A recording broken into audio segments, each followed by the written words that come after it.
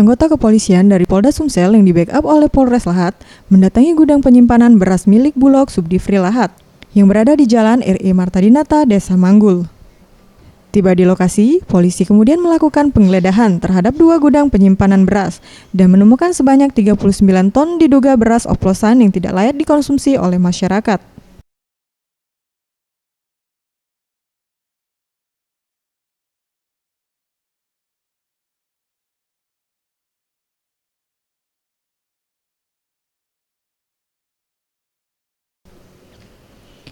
Tumpukan karung beras ini selanjutnya dipasangi garis polisi, sementara sejumlah karung beras dibawa sebagai barang bukti untuk kepentingan penyidikan. Oknum Perum Bulog Subdivri Lahat diduga melakukan pengoplosan beras raskin kemasan 50 kg pengadaan 2017 yang berkualitas baik. Dioplos dengan beras kemasan 15 kg pengadaan 2016 yang bermutu rendah, menjadi kemasan beras Bulog raskin 15 kg yang akan didistribusikan kepada masyarakat. Perbuatan tersebut melanggar Pasal 64 Ayat 1, Junto Pasal 8 Ayat 1 huruf A Undang-Undang RI Nomor 8 Tahun 1999 tentang Perlindungan Konsumen. Ketua YLKI Lahat, Sanderson menyayangkan adanya temuan beras raskin oplosan yang dilakukan pihak Bulog Lahat.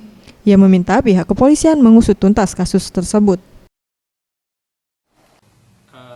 YLKI Lahat sangat menyayangkan adanya kejadian tersebut karena beras tersebut seharusnya didistribusikan langsung kepada masyarakat, tapi karena temuan itu ada 39 ton itu malah dioplos, dan itu yang lebih lagi barang tersebut 2016.